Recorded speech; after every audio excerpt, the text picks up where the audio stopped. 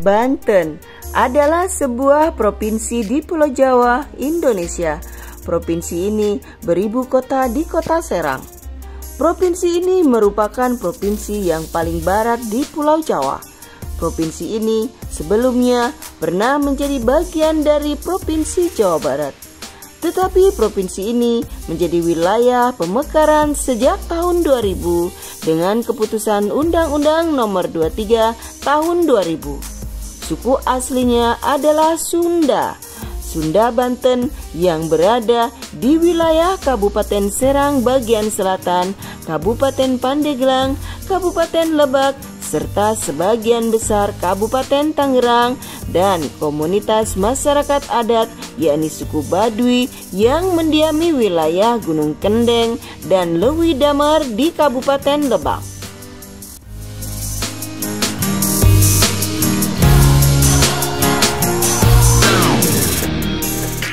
Secara geografis, Banten memiliki wilayah laut yang menjadi salah satu jalur laut strategis, yaitu Selat Sunda.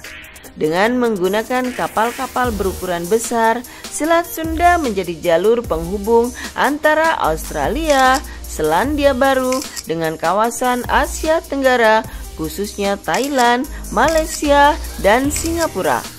Selain itu, wilayah Laut Banten adalah jalur penghubung antara Jawa dan Sumatera. Banten secara geografis dengan pemerintahan berperan sebagai zona penyangga bagi Jakarta.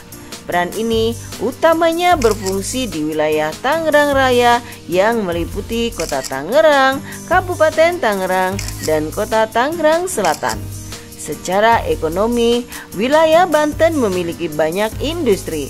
Wilayah Provinsi Banten juga memiliki beberapa pelabuhan laut yang dikembangkan sebagai antisipasi untuk menampung kebijakan kapasitas dari pelabuhan laut di Jakarta dan ditunjukkan untuk menjadi pelabuhan alternatif selain Singapura.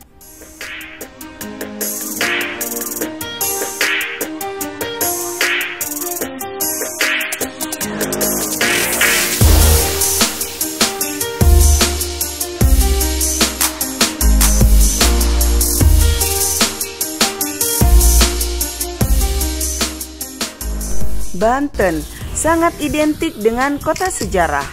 Dan mari kita flashback ke belakang untuk mengenang bagaimana Banten ada.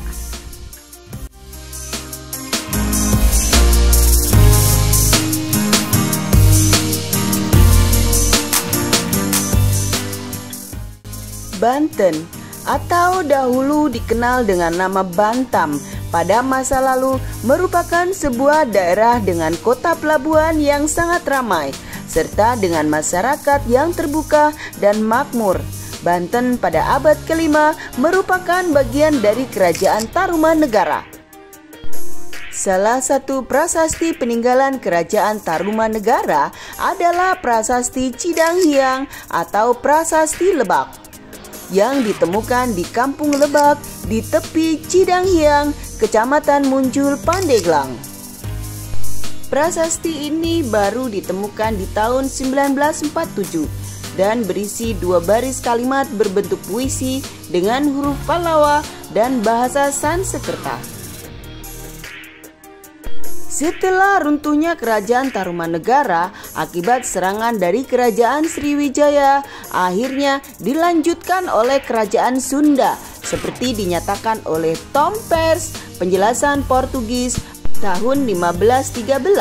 Bantam menjadi salah satu pelabuhan penting dari Kerajaan Sunda. Menurut sumber Portugis tersebut, Bantam adalah salah satu pelabuhan kerajaan itu selain pelabuhan Pontang, Cikede, Tamgara, Tangerang, Kelapa, dan Cimanuk.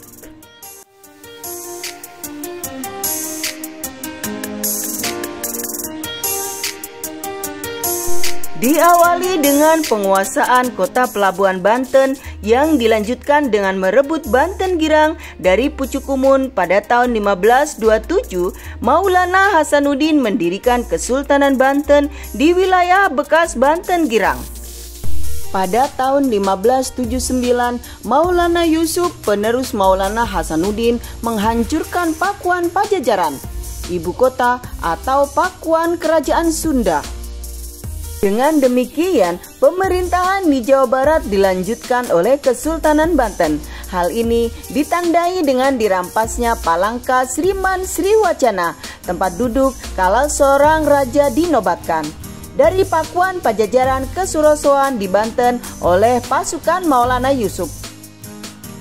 Batu berukuran 200 x 160 x 20 cm itu terpaksa diboyong ke Banten karena tradisi politik waktu itu mengharuskan demikian. Pertama, dengan dirampasnya Palangka tersebut, di Pakuan tidak mungkin lagi dinobatkan raja baru. Dan kedua, dengan memiliki Palangka itu, Maulana Yusuf mengklaim sebagai penerus kekuasaan kerajaan Sunda yang sah karena buyut perempuannya adalah Sri Baduga Maharaja. Sementara di sisi lain, para Kanda Galate dari kerajaan Pajajaran secara resmi menyerahkan seluruh atribut dan perangkat kepada kerajaan beserta abdi kepada kerajaan Sumedang Larang untuk meneruskan kelanjutan kerajaan Sunda atau Pajajaran yang merupakan Trah Siliwangi. Dengan dihancurkannya Pajajaran, maka Banten mewarisi wilayah Lampung dari kerajaan Sunda. Hal ini dijelaskan dalam buku The Sultans of Banten, tulisan Claude Guillot.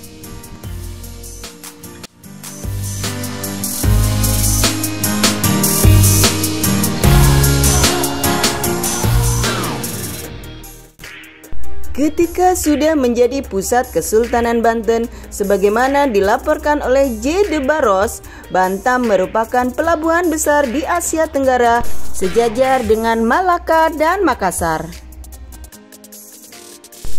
Kota Bantam terletak di pertengahan pesisir sebuah teluk yang lebarnya sampai 3 mil.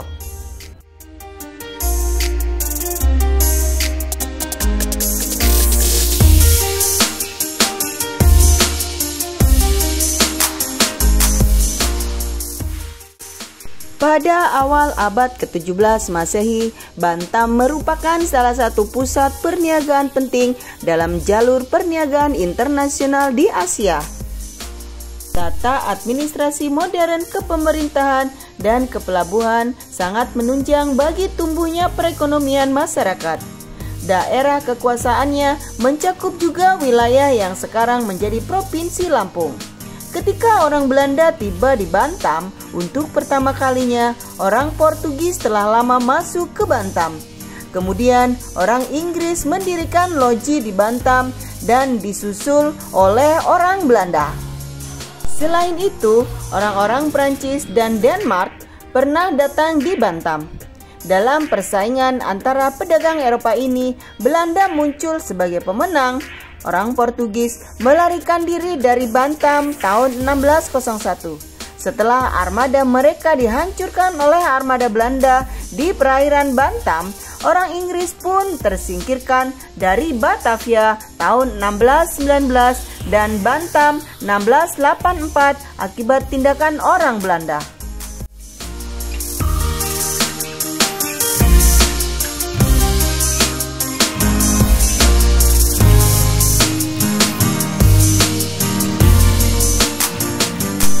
Pada Januari 1926, pemerintah Hindia Belanda mengeluarkan peraturan untuk pembaharuan sistem desentralisasi dan dekonsentrasi yang lebih luas.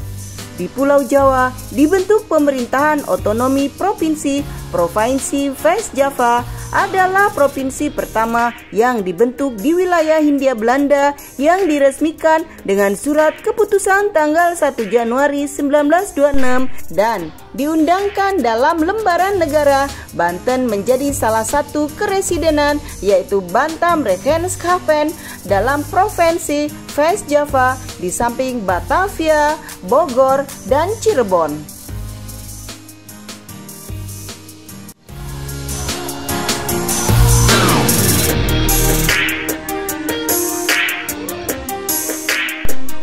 Demikianlah sejarah tentang Banten di masa Kesultanan hingga di masa Keresidenan. Semoga dapat bermanfaat untuk kita semua. Terima kasih atas perhatiannya. Mohon maaf atas segala kesalahan. Dan saya akhiri. Wassalamualaikum warahmatullahi wabarakatuh. Salam budaya, salam kebajikan.